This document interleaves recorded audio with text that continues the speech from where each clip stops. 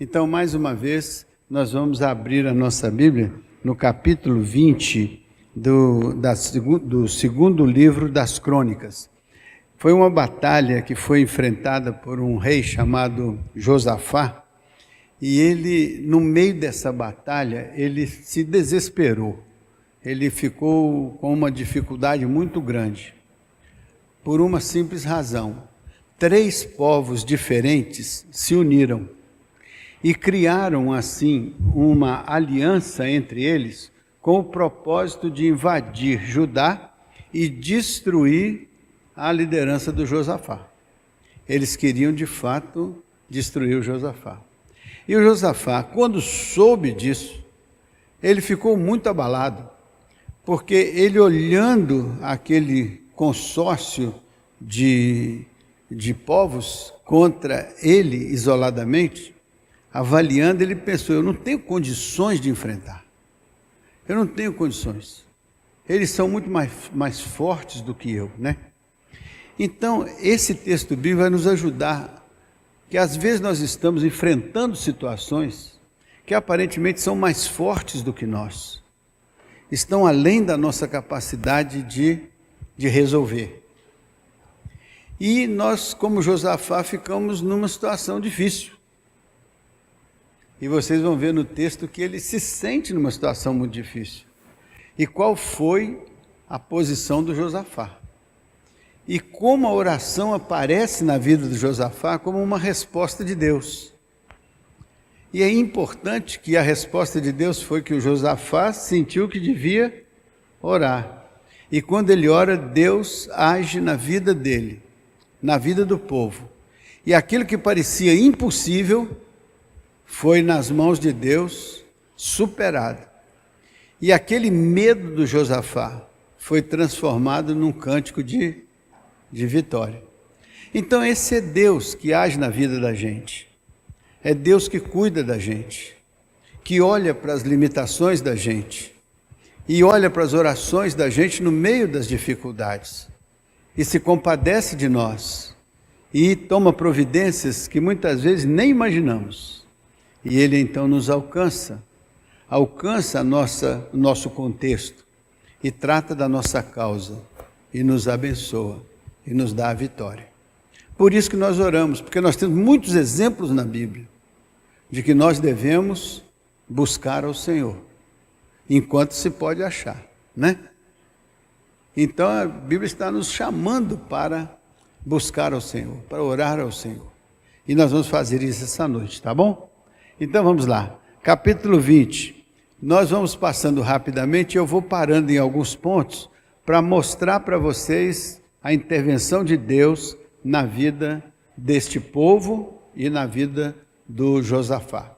Depois disto, os filhos de Moabe, os filhos de Amon e alguns meunitas vieram à peleja contra Josafá. São três povos que se uniram para invadir Judá e vencer a luta ali contra Josafá. Então vamos lá. Então vieram alguns que avisaram a Josafá, dizendo: grande multidão vem contra ti da além do mar e da Síria. Eis que já estão em Azazon Tamar, que é em Gedi. Então, avisaram ao nosso personagem aqui, Josafá: olha, grande multidão vem contra ti. Aí é o problema grande que acontece na nossa vida fragilizada, né? Até então nós não sentimos essa fragilidade. Mas na hora que vem esse tumulto, a gente se sente fragilizado, né? Foi o que Josafá ia bem. Judá estava indo bem, tudo estava dando certo. Mas quando ele tem notícia dessa invasão, aí ele se sente muito fragilizado. A vida é assim, tem altos e baixos. Às vezes, quando nós estamos na altura, não temos nem muita preocupação, nem muita dificuldade. Mas quando a gente, às vezes, está no fundo do poço, as coisas são difíceis. E, às vezes, a gente sente uma certa solidão. E, às vezes, não sabe a quem recorrer, nem como recorrer. Graças a Deus que, sendo crente, você pode viver aquela experiência do salmista. Esperei com paciência pelo Senhor, Ele se inclinou para mim e ouviu o meu clamor e tirou-me do fundo do poço e firmou os meus pés sobre a rocha, tirou a lágrima dos meus olhos, pôs um cântico nos meus lábios, de modo que muitos verão isso e louvarão o nome do Senhor. Então, esse momento na vida de Josafá foi um momento difícil, né? Vamos agora ao verso 3. Então Josafá teve medo e se pôs a buscar o Senhor e apregoou o jejum em todo Judá. Então, o que aconteceu com o Josafá? Teve medo. O medo é o quê? É uma sensação de ameaça. No medo, ou você se acha suficientemente forte e enfrenta, com a possibilidade de vencer. Ou você se acha fragilizado e foge com medo de morrer. Então, enfrentar ou fugir depende daquele momento quando você avalia o grau de medo e de ameaça que você está enfrentando. Tem gente que quando está enfrentando uma grande ameaça, vai se esconder, né? Porque a ameaça pode cair sobre ele como uma bomba. Ou pode ser o momento também, né? Então, nesse momento, nesse momento de medo, o que o Josafá fez? Ele podia ter justificado, ele podia ter reclamado, podia ter se revoltado, mas a Bíblia diz que ele se pôs a buscar ao Senhor. E como era uma situação contra a sua nação, o que ele fez? Ele apregoou um jejum em toda Judá. Então, não só ele orou, como ele chamou a nação para orar e para jejuar, porque ele sabia que, humanamente falando, para ele era uma situação difícil, ele não tinha como enfrentar. Humanamente falando, as condições dele eram muito inferiores do que as condições do seu ofensor. Então ele se pôs por que ele se pôs a buscar o Senhor? Coisa mais simples, por que ele se pôs a buscar o Senhor?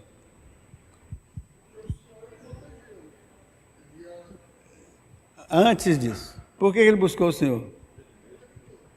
Antes disso, por que ele buscou o Senhor?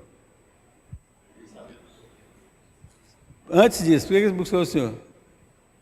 Porque ele tinha um Senhor a quem buscar. É importante que nós não tenhamos só essa ideia do poder de Deus, mas se esse Deus é o meu Deus, se esse Deus é o meu aliado, é o meu parceiro, é aquele com quem eu falo e dialogo e com quem eu trato dessas questões a nível muito pessoal. Então nós estamos aqui nas quartas-feiras querendo cada vez mais entender biblicamente que Deus não é aquele ser poderoso, extraordinário, longe, mas é o nosso companheiro de jornada, é o nosso socorro bem presente nas nossas tribulações. Então, ele tinha um Senhor, e ele sabia que para acessar o Senhor ele tinha que buscar, ele tinha que orar, e ele sabia que não era só um problema dele, era um problema de Judá. Então ele diz, todo o povo, vamos jejuar e orar. Às vezes, a igreja está enfrentando um problema, só um acha que ora. O pastor está ali, não sei, o diácono. Mas quando todos nós estamos enfrentando um problema, a igreja toda, ela sofre. E ela precisa buscar ao Senhor como um conjunto, como um corpo. Quando uma família está enfrentando um problema, a família toda sofre.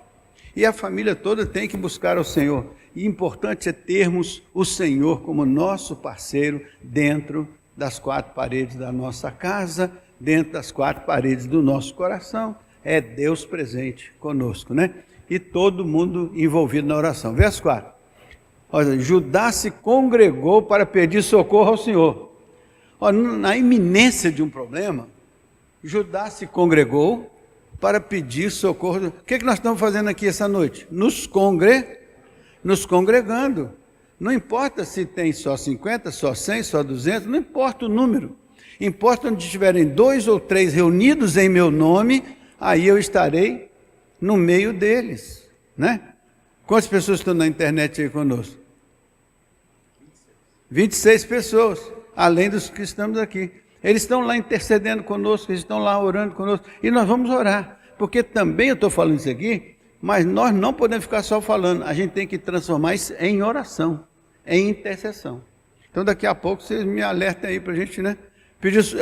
Congregou para pedir socorro ao Senhor. Também todas as cidades de Judá, olha só o que é a solidariedade, veio gente para buscar ao Senhor. Então juntou, todas as cidades se uniram, Judá estava padecendo uma dificuldade, Mas todo mundo se solidarizou. Essa é a história da igreja aqui. Por que você está aqui? Às vezes você não tem problema nenhum, mas você está aqui para ajudar aquele que tem problema. Você veio para juntar a sua oração com a oração do outro, para fazer com que a oração seja comunitária, forte. É a soma de cada um, não é não? É, Patrícia? Patrícia, você está tão longe por quê? É? Mas está ligada, 100%. Então você está conosco na oração, né? Né, Isabel? Isabel, tudo bem, Isabel? Estamos juntos. Por que nós nos reunimos? Porque a gente acredita que na soma das nossas vidas está o corpo de Cristo, do qual Ele é cabeça. Então nós nos unimos para isso aqui. Também todas as cidades. É bonito quando a igreja se une, quando os irmãos se unem, quando um grupo pequeno se une, quando uma família se une, para buscar ao Senhor, para ajudar na luta de uma dificuldade, de um problema, de um enfrentamento, né? Próximo lá, rapidinho, vamos andar um pouquinho mais rápido, Marta, que agora você vai me ajudar. Pôs-se Josafá em pé na congregação de Judá e de Jerusalém, na casa do Senhor, diante do pátio novo. Olha o que Josafá fez. Disse: Ah, Senhor, Deus dos nossos pais, porventura não és tu Deus nos céus? Não és tu que dominas sobre todos os reinos dos povos? Na tua mão está a força e o poder, não há quem possa resistir. Então, Josafá está lá no pátio e ele chama o Senhor em oração e ele vê: Senhor, tu és um Deus poderoso, não há quem possa ser mais forte do que o Senhor. O problema é que muitas vezes nós falamos de Deus, mas não acreditamos que Ele é poderoso o suficiente para resolver nossas paradas. Então é importante que o Josafá faça: Senhor, tu és o Senhor poderoso, né? E disse a Senhor, Deus dos nossos pais, porventura tu não és Deus nos céus, não és tu que dominas sobre todos os reis dos povos, na tua mão está a força e o poder, e não há quem te possa resistir. Esse é o seu Deus, esse é o seu Senhor, esse é o seu Salvador, esse é aquele que está ao seu lado e caminha consigo. Este é o Deus poderoso. Vamos ver o próximo. Diz assim: porventura, ó nosso Deus, não lançaste fora os moradores desta terra diante do teu povo Israel, e não a deste para sempre a posteridade de Abraão, teu amigo? Então ele está reivindicando: o Senhor me deu essa terra foi dada a nosso pai Abraão, e ela é nossa, e agora ele está sob o inimigo. Então tem coisas que na nossa vida são ameaçadas, são coisas especiais, coisas importantes na vida da igreja, na vida da comunidade, na vida da família, são ameaçadas. E nós precisamos ter a convicção de que o que nós temos é uma herança do Senhor. Nossos filhos são herança do... Então reivindicar: Senhor, o Senhor nos deu nossos filhos, são heranças do Senhor. Então você vai diante do Senhor e coloca a família diante de Deus, em oração. Vamos lá, 8. Habitaram nela, então ele está dizendo, o Senhor deu a terra, então nós habitamos nela, edificamos um santuário ao teu nome, dizendo. Aí esse santuário foi aquele que Salomão edificou. Então, se algum mal nos sobrevier, espada por castigo, peste ou fome, nós nos apresentaremos diante desta casa e diante de ti, pois o teu nome está nesta casa, e clamaremos a ti na nossa angústia, e tu nos ouvirás e tu nos livrarás. Olha que promessa. Ele está dizendo: olha, o Senhor nos mandou construir um templo. O Senhor disse que estaria usando aquela casa, 2 Crônicas 7,14, está lá, ó, se meu povo que se chama pelo meu nome se humilhar e orar e buscar a minha face e abandonar os seus maus caminhos, eu ouvirei do céu, perdoarei os seus pecados, sararei a sua terra. Desde agora estão postos meus olhos neste lugar, sobre todas as orações que se fizer neste lugar. Então era aquele momento quando Salomão consagrava aquele templo, né? Então, verso 10. Agora, pois, eis que os filhos de Amon e de Moabe, agora ele vai apresentar o problema. Eis que agora os filhos de Amon e de Moabe, os do monte Seir, cujas terras não permitiste Israel invadir, quando Israel saiu do cativeiro, podia ter invadido essas terras, podia ter passado por essas terras, mas Deus mandou que eles desviassem o caminho e não tocassem nesse povo. Olha o que acontece depois, mais tarde, o povo se vira contra aquele que preservou sua vida. Quantas vezes a gente é maltratado por quem a gente ajudou? Quantas vezes a gente é maltratado por quem a gente apoiou? Então tem isso também, aconteceu ali, ó, quando vinham da terra do Egito, mas deles se desviaram e não os destruíram. E agora eles se organizaram para vir te destruir. É um problema, não é um problema? Mas está lá, veja o verso 11.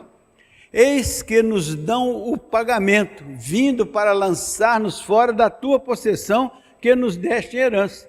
Então, eis que esse povo agora vem para nos expulsar da terra que o Senhor nos deu.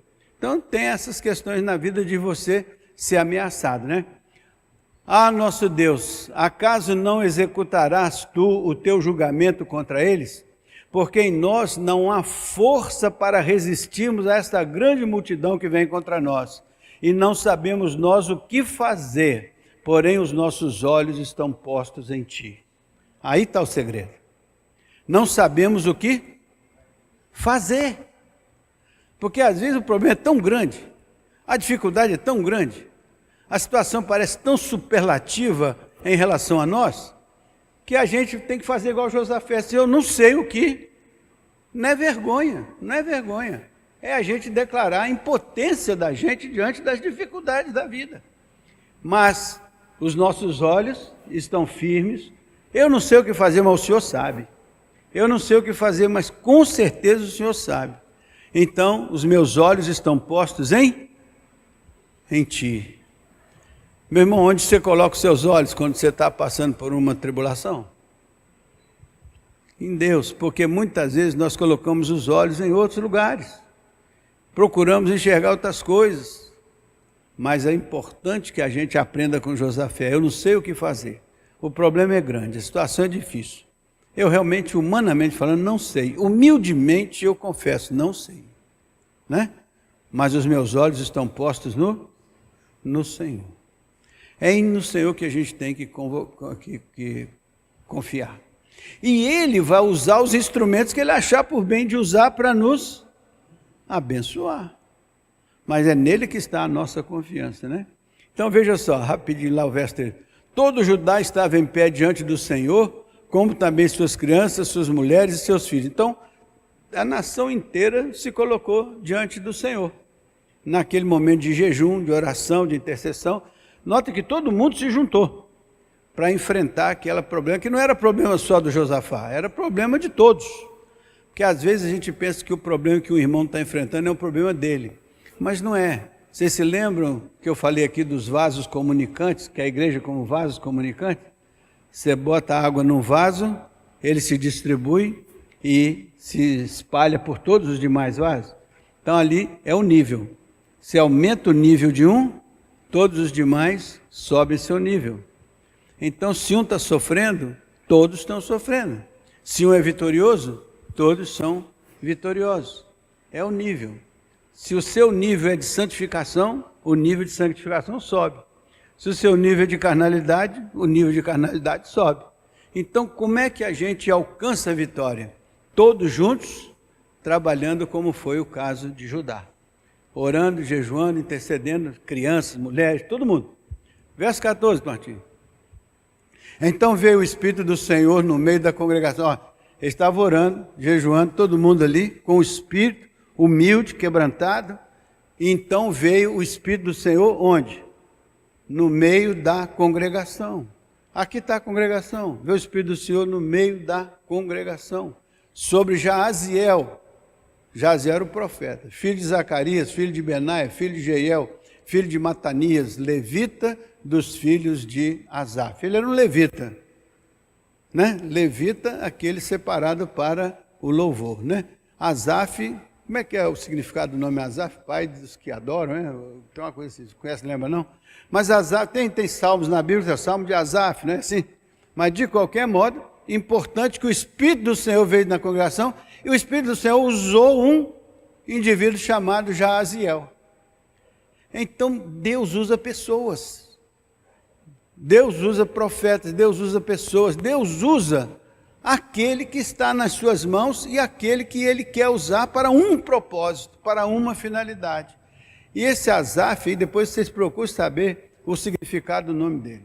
Sabe por quê? Porque às vezes Deus vai usar você que é levita. Deus vai usar você que é um semelhante a Asaf. Deus vai usar, sabe por quê? Ele usa pessoas. Porque ele age através de pessoas, de situações. Então veja lá o próximo.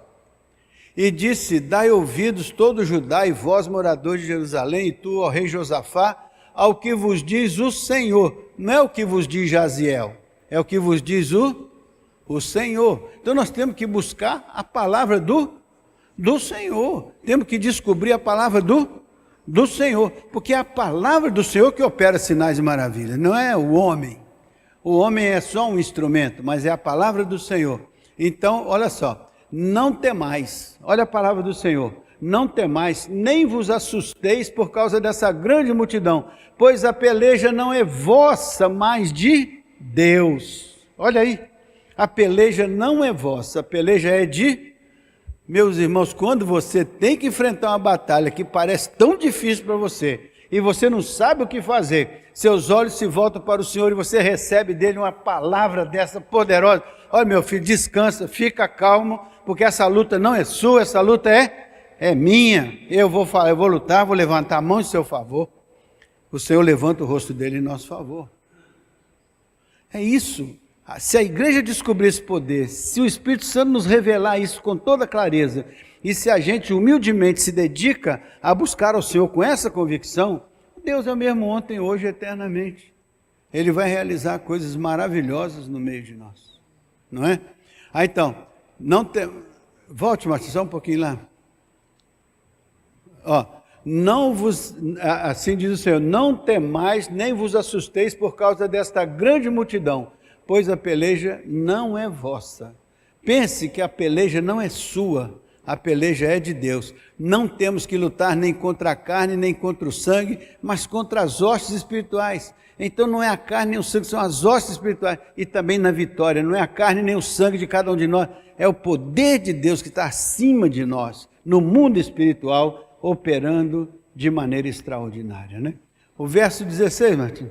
Amanhã descereis contra eles, eis que sobem pela ladeira de Ziz, encontrá-lo-eis no fim do vale, defronte do deserto de Jeruel. Então, o que o Senhor falou? Vocês vão para a luta, mas tenham convicção de que essa batalha não é de vocês, ela é minha, mas vocês são o meu exército, vão para a luta. Olha o que vai acontecer.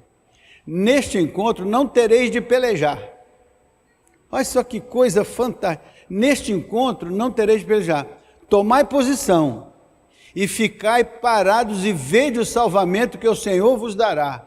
Ó Judá e Jerusalém, não temais, nem vos assusteis. Amanhã saí-lhes ao encontro, porque o Senhor é essa fé que nos impulsiona, que nos faz crer. Então estamos preparados para a batalha.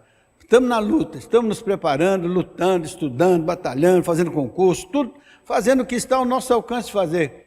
Mas o Senhor precisa nos dar aquela palavra que Ele vai dizer assim, a luta desse negócio é minha. Eu é que vou operar. Você se prepara, faz tudo o que você tem que fazer, mas você vai ver a minha mão operando através da mão de vocês, ou acima da mão de vocês, né? Veja lá o 18, está acabando já. Então Josafá se prostrou com o rosto em terra, e todo Judá e os moradores de Jerusalém também se prostraram perante o Senhor e o adoraram. Ele já tinha conquistado a guerra, ele já tinha sido vitorioso, mas pela fé, o que ele fez? Se prostrou e adorou o Senhor. Reconheceu a liderança do Senhor na sua vida. É importante que a gente creia que o Senhor é por nós, né? 19. Dispuseram-se os levitas dos filhos dos coatitas e dos coreitas para louvarem ao Senhor Deus de Israel em alta voz sobremaneira. Já tinha vencido a batalha? Mas o que chamou lá o ministro de música, lá reuniu o pessoal para quê? Louvar ao Senhor em alta voz. No meio das lutas, não deixe de louvar o Senhor. Não fique abatido, não fique quebrado, não fique derrotado, não fique vencido. Levante a sua cabeça, louve ao Senhor, ore ao Senhor e compreenda que o Senhor está com a boa mão dele conduzindo a sua luta. É Ele que está conduzindo a luta. Olha só o que vai no verso 19. Pela manhã cedo se levantaram e saíram ao deserto de Tecoa. E ao saírem eles, pôs-se Josafá em pé e disse: ouvi-me ajudar, e vós moradores de Jerusalém, crede no Senhor vosso Deus, estáis seguros, crede nos seus profetas e prosperareis. Então Judá estava ameaçada, tudo mirava contra ela. Mas o que Josafá, depois daquele dia, Josafá disse: creiam no Senhor, não desanimem, sejam firmes, vocês vão prosperar. Então veja o que aconteceu no 21, olha só como esse texto é lindo. Aconselhou-se com o povo, Josafá não teve aquela ideia de se encastelar, aconselhou-se com o povo, ordenou cantores para o Senhor, que vestidos de ornamentos sagrados, marchando à frente do exército, louvassem a Deus, dizendo: rendei graças ao Senhor, porque a sua misericórdia dura. Ele já tinha ganhado a batalha, mas ele botou o povo para cantar, para louvar, para caminhar ali, para dar ao povo aquela convicção de fé, que o Senhor ia agir e algo extraordinário ia acontecer. Verso 22, todos eles começando a cantar e a dar louvores, pôs o Senhor emboscada contra os filhos de Amon e de Moabe, os do monte Seir, que vieram contra Judá e foram desbaratados. Então foi o Senhor que desbaratou, como ele fez lá no Egito. E agora veja o que aconteceu, meus irmãos, que é impressionante isso. Porque os filhos de Amon e de Moabe se levantaram contra os moradores do monte Seir. Então, o que começou? Começou a haver uma briga entre eles. Então Deus não fez nada, só eles que começaram a ter uma briga entre eles. Os de Moabe e os moradores de Seir, os de Amon e os de Moabe se levantaram contra os moradores de Seir, para os destruir e exterminar. E tendo ele dado cabo dos moradores de Seir, ajudaram uns aos outros a destruir-se. Então eles não somente fizeram uma guerra contra aquele, depois fizeram uma guerra contra si mesmo. Então o mal por si, mas Deus estava dizendo ao seu povo: tenham calma. Eu vou mostrar para vocês como que na vida existem vitórias para as quais você não tem que levantar um dedo, porque são vitórias que são dadas pelo Senhor. São vitórias que vêm da mão de Deus, não é da nossa força. Uns confiam em carros, outros confiam em cavalos, outros confiam em flechas, mas nós faremos menção do nome do Senhor. É muito importante. O próximo.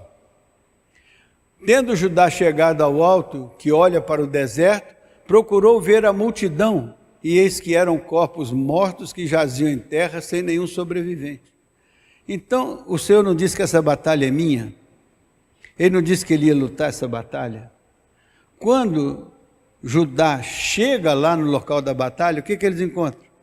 Uma batalha que já tinha sido travada, um exército que já tinha sido vitorioso, e eles não dispararam a flecha, não fizeram nada. Então você vê, meu Deus, quando Deus está no controle, ninguém pode resistir, ninguém pode resistir. Se o Senhor está no controle, a obra vai acontecer vitoriosamente. Veja só o 25. Vieram Josafá e seu povo para saquear os despojos e acharam entre os cadáveres riquezas em abundância, objetos preciosos. Tomaram para si mais do que podiam levar e 3 dias saquearam os despojos porque era muito. Ou seja, aquilo que era um mal que ia destruí-los, agora virou uma oportunidade deles ainda crescerem mais, utilizando aquilo que estava lá disponível dos cadáveres. Ao 4º dia se juntaram no Vale da Bênção, onde louvavam o Senhor, por isso chamaram aquele lugar Vale de Bênção até o dia de hoje. Todos nós temos que ter um vale de bênção na nossa vida, todos nós. Encontre o seu vale de bênção, que é o lugar onde Deus te deu vitória. Para toda vez que você tiver um problema, toda vez que você tiver uma dificuldade, você olha para o seu vale de bênção e diz: aqui o Senhor fez maravilha na minha vida. Aqui o Senhor fez algo extraordinário. Aí a sua fé se anima, como Jeremias, quero trazer à memória as coisas que podem me dar esperança. Então, olhe o seu vale de bênção, escolha aquela situação, esse é o meu vale de bênção. Eu vou toda a vida que eu tiver uma luta, eu vou chegar aqui nesse vale e dizer, aqui o Senhor me deu vitória. É assim que a fé se alimenta, de vitória. Quando Davi foi enfrentar o Golias, disseram que ele não podia, disse, não, um dia eu enfrentei uma ursa lá, eu ganhei. Um dia eu enfrentei um leão, eu ganhei. Então, quem enfrentou uma ursa, quem enfrentou um leão, pode enfrentar um Golias desse aí. Ele tinha tido vitórias. E então, nas vitórias que ele tinha tido, ele se qualificou para ser vencedor na batalha. Então, escolha seu vale de bênção, guarde lá, debaixo de 7 chaves, e quando as coisas estiverem ruins, vai lá, dá uma olhada. Próximo. Então voltaram todos os homens de Judá e Jerusalém, e Josafá à frente deles, tornaram para Jerusalém com alegria, porque o Senhor os alegrara com a vitória sobre os seus, o Senhor os alegrara com a vitória sobre suas dificuldades, sobre suas lutas. E agora vem o último versículo, que é o mais interessante. Eu queria que vocês guardassem esse aí. Vieram para Jerusalém com alaúdes, harpas, trombetas, para a casa do Senhor. Esse não é o próximo.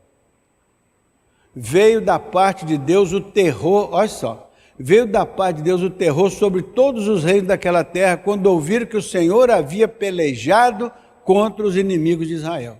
O Senhor havia... Então, o povo ficou preocupado. Se Deus que opera em favor do seu povo, né?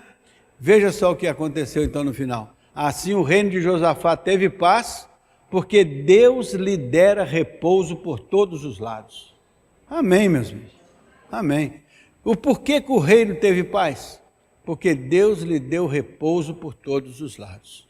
Essa é a oração de Josafá, a luta de Josafá. Meus irmãos, temos lutas? Temos. Temos problema para enfrentar? Temos. Vamos ler essa passagem da Bíblia. Vamos hoje aqui orar, interceder. Tem 10 minutos aqui para a gente batalhar em oração. Vamos fazer desses momentos seguintes um momento semelhante a esse de Josafá. Senhor, muitas vezes eu não sei o que fazer. Não sei. Mas os meus olhos estão postos no Senhor. Muitas vezes eu não sei o que pensar, mas meus olhos estão postos no Senhor.